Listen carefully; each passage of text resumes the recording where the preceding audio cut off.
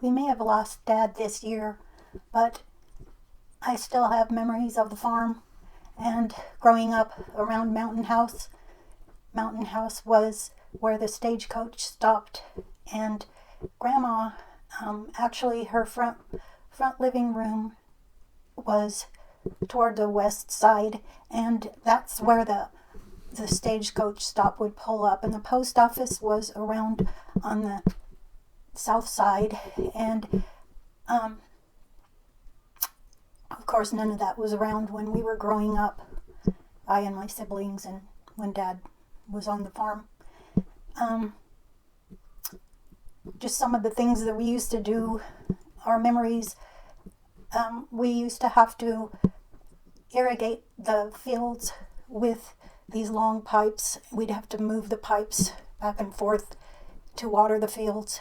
And I remember picking up square nails where the blacksmith shop used to be. It became Grandma's garden, and it was the west side also. She always kept quite a large garden, corn that grew even over her head. Grandpa would till the ground for her first and fertilize and so forth. And that's where the blacksmith shop used to be. When we were growing up, there was 2 large walnut trees at the end, at the west side of that area. And of course they're gone now. We always had a lot of apple trees, and there were plum trees, pear trees. There was just a lot of fruit, and of course the walnuts off the walnut trees.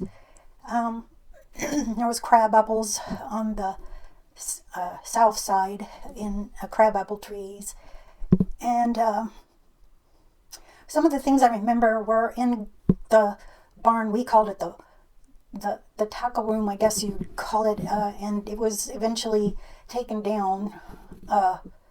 It was on the west side of the barn, and it always had, it stored where I assume it was Wilson Carl's horses, the tackle that he had for the horses. It was these, the yokes that they would pull things with. And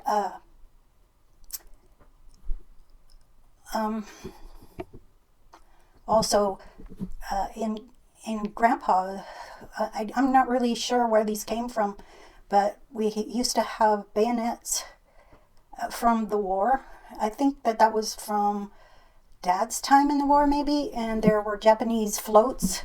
Those floats, they were kept in a room behind where Grandpa sat in Mountain House, in Grandma and Grandpa's house. And all this is sort of kind of things that are occurring to me as I'm talking, things that might be of interest that we had on the farm. Grandma had an old Singer sewing machine. I think my older sister has that, oldest sister Eva. And Grandma gave me a clock that was from, I believe, from Wilson Carl. And Eva, I think, has the desk that was from Wilson Carl, or my brother Austin, I'm not sure. But, we grew up with all these things around, not really thinking about the history that much of it. Grandma would say things like, when her mom was young, that the Indians would come, I believe when Lulu was alive, that they would have to hide in the house because the Indians that lived up on the hill, the Native Americans that lived up on the hill above the farm, would go on the warpath, and they'd have to hide in the house. And I'm not really sure how that story, the complete story about that. I always asked funny questions of Grandma, and Grandma would try to answer me, but she was a person that didn't speak a whole lot, so you'd have to really ask the questions to get an answer. We always had a lot of farm equipment around.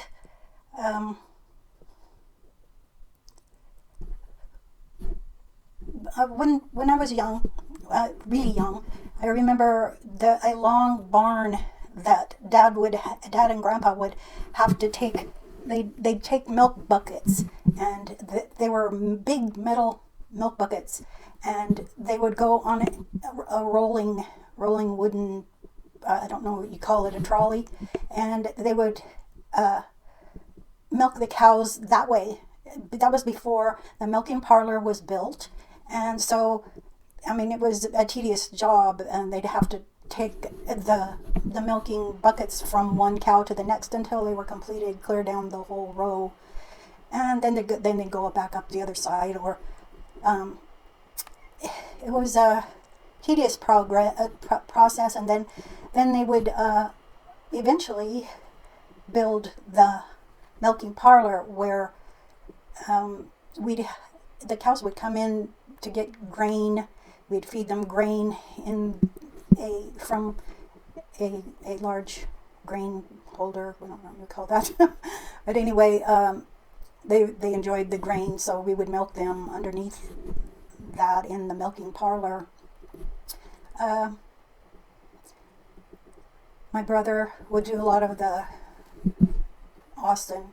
My brother would do a lot of the riding the tractors, cleaning up, and so forth.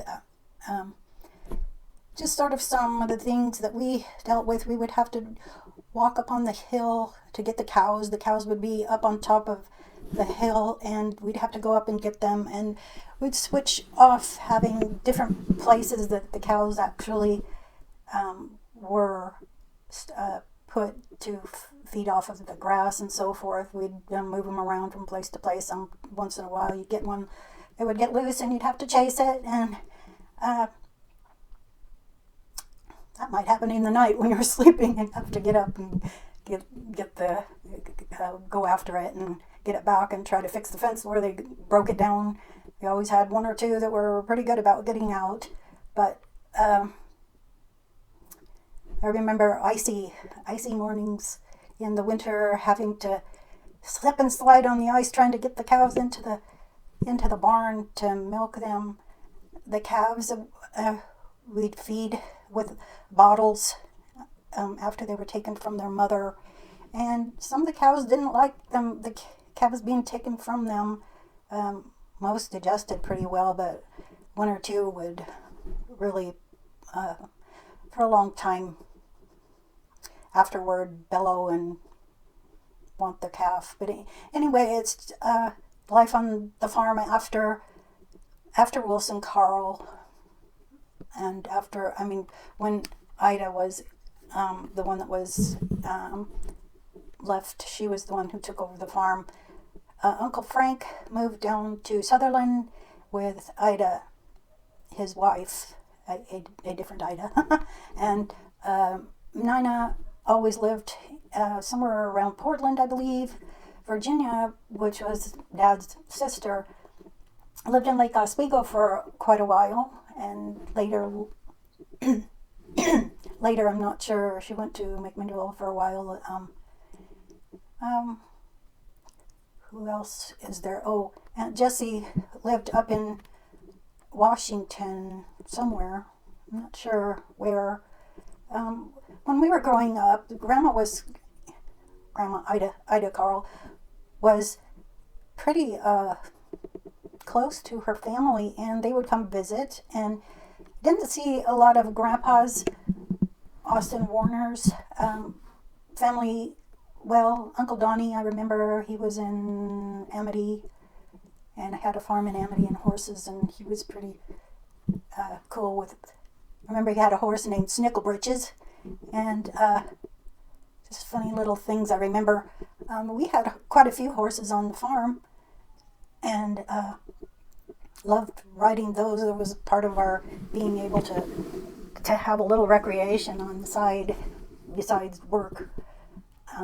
Besides all the dairy working. I was going to say something else.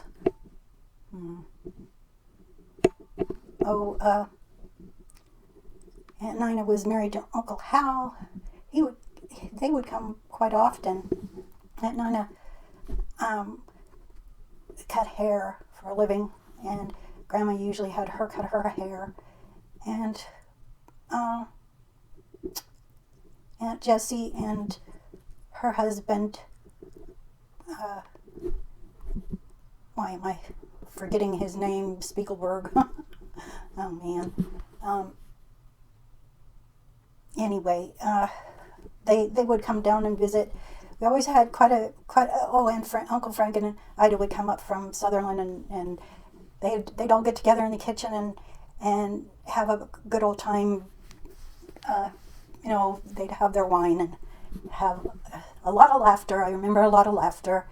And on the some of the things that would happen on the farm would be duck hunting.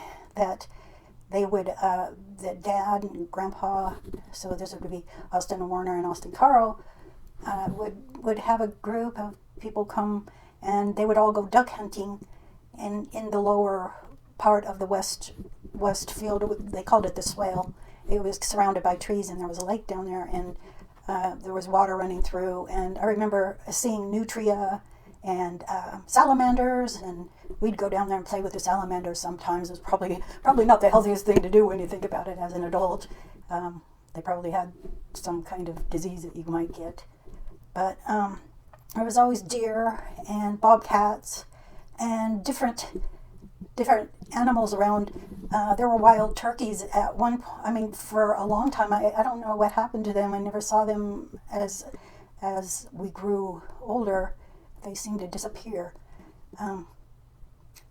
Sometimes we'd have a goat or two, some pigs that we would have on a separate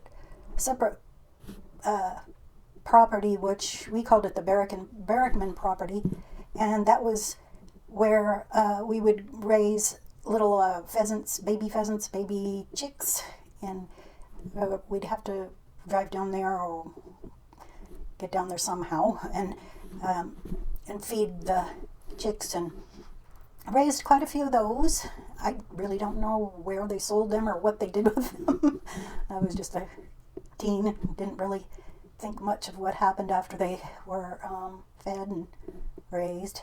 But anyway, what else can I think of? Things that we had the fields would be planted with different things like corn or alfalfa or wheat, different times, rotating different crops. A lot of good times.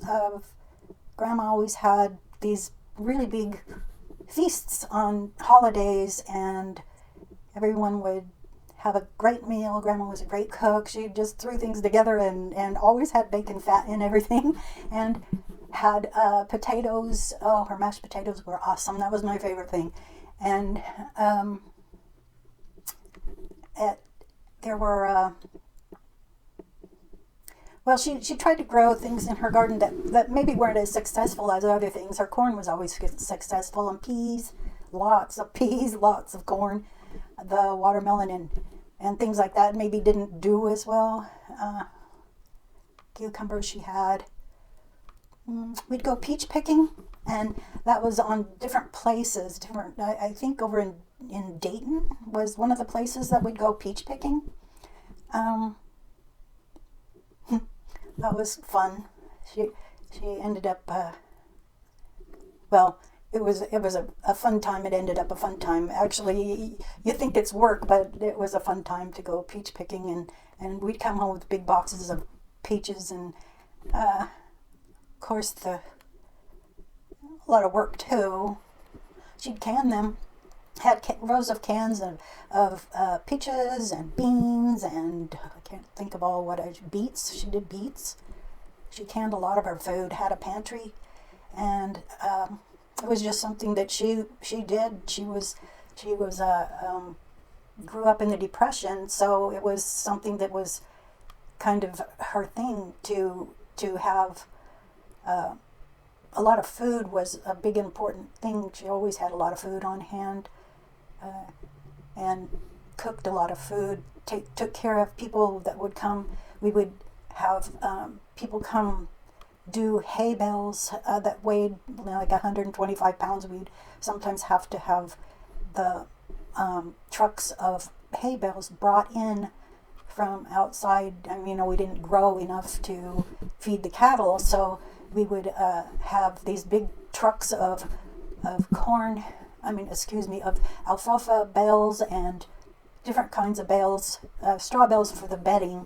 But we would have these things and have to take the bales and off. They were quite heavy, and I just remember my arms being very, very taxed with that. It was hard work. We worked hard on the farm, but I just wanted to kind of keep the history going of what Wilson Carl started, and kind of explain how things went growing up around where Mountain House is. Unfortunately, it's gone downhill, and it needs to be either destroyed. I think it's falling apart, but it's a sad thing to see it go. But it is a piece of history, and Dad had to parcel out the land in order to keep going himself. We didn't keep the farm going, so it ended up that now Mountain House may have to be taken down.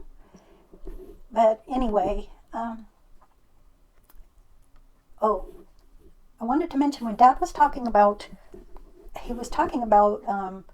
the house that is owned by my brother, Austin, was a piece that was taken off of the original area, the original house of Grandma and Grandpa's. A piece of it was taken off and put down where Austin is now, and it was not in great shape, but it burned apparently, and then they rebuilt, and I may have facts a little bit wrong, but it was built for Grandma Bell, I believe, and then now it's a completely different thing. My brother has done a really great job of fixing it up and making it his own, and fixing a lot of things that weren't maybe correctly built to code way back when. But the other house that's on there is younger Austin, the youngest Austin, which it's a completely, where he built was basically where the around where the red barn, and we had a large equipment barn up there. It's gone, and the red barn is gone, the pig barn is gone. There was a gas house there also. It's no longer there. Anyway, I don't know where I'm going with all this. I just wanted to kind of keep up the history of what happened after Wilson Carl went through all the trouble of getting the land that he did. I don't know where some of I think growing up, we only had the original 254 or 234 or whatever acres, but I don't know what happened to all the rest. I heard that Wilson Carl had built or owned the property that is the courthouse in McMinnville at one time, and I don't know how that changed. His father, Ed, sold a lot of it, and Grandma used to say that the barber swindled him out of some of his land, but also some of the courthouse records, from what I understand, were destroyed in a fire, and I'm not sure how the exchange of hands went, that the courthouse property left our ownership, but that the First Baptist Church was built by, two wings of it were built by Wilson Carl, and it was it was then a college, or First and Cowles. That's where he built, and I don't know really how all that left his ownership, but the records were burnt in the courthouse fires, is what I understood. Anyway, I kind of wanted to say a few things that I remember, and that I don't know if it's historical value or not. Up on the hills across from the barns on the farm was a natural springs. There was a natural springs around where my brother lives now. And for a while they made it into a pond, but it was quite rich land. And sorry to see that it had to leave our family, most of it, but we still, I mean, it's part of it is still in the family. The Mountain House property is owned by the youngest Austin, and he has his family there, and my brother Austin also is where the lower house below that. Anyway, just kind of wanting to go over some of the memories that I had on the farm. Merry Christmas and Happy New Year to everyone. Well, can't turn it off.